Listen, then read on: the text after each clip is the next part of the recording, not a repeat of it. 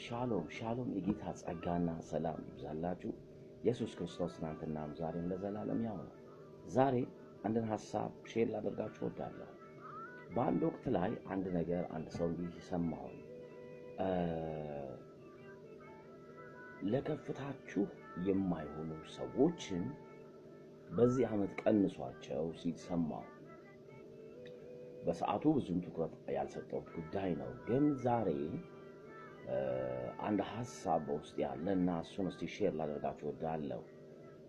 በተለይ በልባችሁ ውስጥ ህልም ያላችሁ ሰዎች መቼም ህልም ብዬ ስል ልተገብሩት ፍጻሜ ያያችሁለት አንድ ጉዳይ ስፒሪቹዋል ሊሆን ይችላል፣ ፊዚካሊ በእናንተ ዘመን ላይ ልታደርጉት ለሰው ጥቅም ለእናንተም ክብር ለእግዚአብሔርም ክብር የሚሆን ጉዳይ ይዛችሁ ኔጌቲቭ ቻርጅ የሚያደርጓቸው ሰዎች ከመንገዳችሁ ላይ ቀንሷቸው። አንዳንድ ጊዜ ሰው ሁሉ የሚጠቅመን የሚመስልበት ጊዜ አለ። ግን ሰው ሁሉ የሚጎዳችሁ ባይሆን ሰው ሁሉ ደግሞ የሚጠቅማችሁ አይደለም። ሰው ሁሉ ፖዚቲቭሊ ቻርጅ የሚያደርጋችሁ አይደለም። አንዳንድ ሰው ኔጌቲቭሊ ቻርጅ የሚያደርጋችሁ ሰዎች ስፔሻሊ እነዚህ ሰዎች ልትጠነቀቋቸው ይገባል ብዬ አምናለሁ። ይህንን ሳስብ አንድ እግዚአብሔር ቃል አንድ ስፍራ ላይ እንደዚህ የሚል ሐሳብ አለ።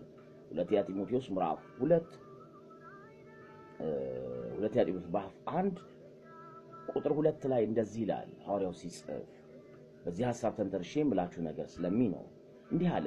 ለተወደደው ልጄ ስሙኝማ፣ ለተወደደው ልጄ ለጢሞቴዎስ ከእግዚአብሔር አብ ከጌታችን ከክርስቶስ ኢየሱስ ጸጋና ምሕረት ሰላም ይሁን።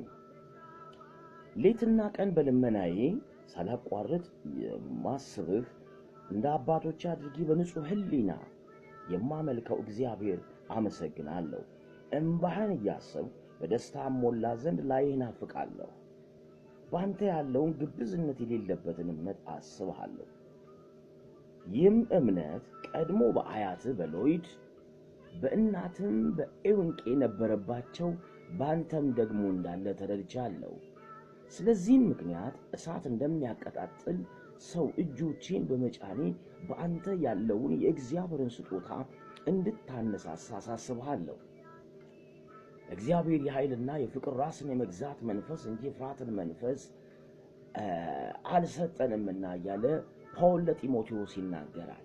እንግዲህ አስቡ፣ ይህ ልጅ በአያቱ ስፒሪቹዋል ረሃብ ነበር። በእናትና አባቱም ይሄው ነገር ነበረባቸው። ደግሞም በጢሞቴዎስም ይሄው ነገር ሆኗል። ይህን የምላችሁ የድል ጉዳይ አይደለም። አንድ ሰው አባቱ ኢንጂነር ስለሆነ ኢንጂነር አይሆንም። ኢንጂነር የመሆንን ግን አክሰስ ሊያገኝ ይችላል፣ ዕውቀቶች ሊያገኝ ይችላል። ኢንጂነር የሚያደርገውን ዕውቀት ሲማር ነው ኢንጂነር ብለን የምንጠራው። ምክንያቱም ሁሉ ነገር የፈቃድ ጉዳይ ስለሆነ። ጢሞቴዎስ አማኞች ቤት ስለሆነ አማኝ አልሆነም። አማኝ የመሆን ግን ኦፖርቹኒቲው ግን ሰፊ ነበር። የእግዚአብሔር ቃል ይነገራል፣ ጸሎት ያያል፣ ትንቢቶች ይሰማል፣ እግዚአብሔርን ተአምራቶችን ሁሉ ይመለከት ስለነበር ብዬ ስለማምን የሰው ዕድልን አግኝቷል እንጂ አንድ ሰው የነብይ ልጅ ስለሆነ የፓስተር ልጅ ስለሆነ የሐዋርያ ልጅ ስለሆነ መንፈሳዊ ይሆናል ተብሎ አይገመትም። ምክንያቱም በመርፌ የምትወጋው ነገር ስላልሆነ እያንዳንዱ ሰው በልቡ ፍቃዱን መስጠት መራመድ ቻል ሲችል ግን ይህንን ነገር የማግኘት ዕድል ይኖረዋል። የብዙ ክርስቲያኖችም ችግር የፓስተር ልጅ ስለተባለ መንፈሳዊ የሆነ መስለው ሰዋል። እንዲሁ አባቶቻቸው እነሱ ስለሆኑ እነሱም የሆኑ የሚመስላቸው ሰዎች አሉ። ምናካፍላቸው ነገር ከሌለ ፖዚቲቭሊ ቻርጅ ማናደርጋቸው ከሆነ ስፒሪቹዋል መሆን አይችሉም። ጢሞቴዎስ ግን ፍቃዱን ሰጥቷል። ይህን አክሰስ ተጠቅሞታል። ለዚህ ነው ፖል ደግሞ ሲያገኘው ልጅ ያለና በአንተ ያለውን ግብዝነት የሌለበትን እምነት እያየሁ አለ። ሞር ለአገልግሎቴ አንተን ሳይ ቻርጅ ይደረጋል። ጢሞቴዎስም እንደዚሁ ዕድል አለ። አንዳንድ ጊዜ አጠገባችሁ የሚመጡ ሰዎች ምንድነው ቻርጅ የሚያደርጓችሁ? ወይም ለሌሎች ምን ቻርጅ ታደርጋላችሁ? አያችሁ፣ ጥንቃቄ ይጠይቃል።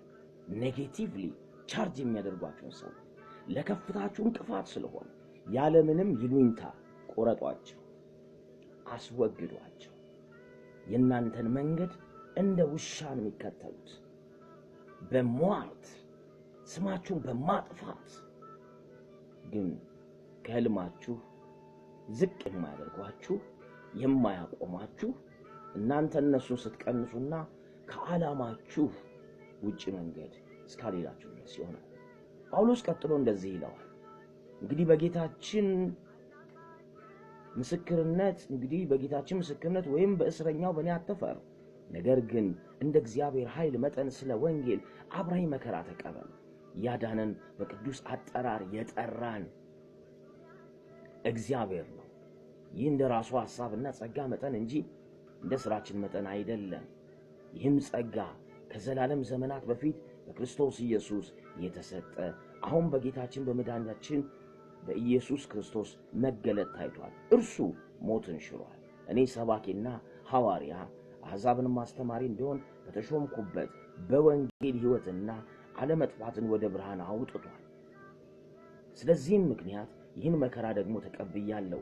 ነገር ግን አላፍርበትም። ያመንኩትን አውቃለሁ። የሰጠሁትን አደራ እስከዚያ ቀን ድረስ ሊጠብቅ እንዲችል ተረድቻለሁ። በክርስቶስ ኢየሱስ ባለ እምነት ፍቅር አድርገህ ከኔ የሰማውን ጤናማ ቃል ምሳሌ ያዝ።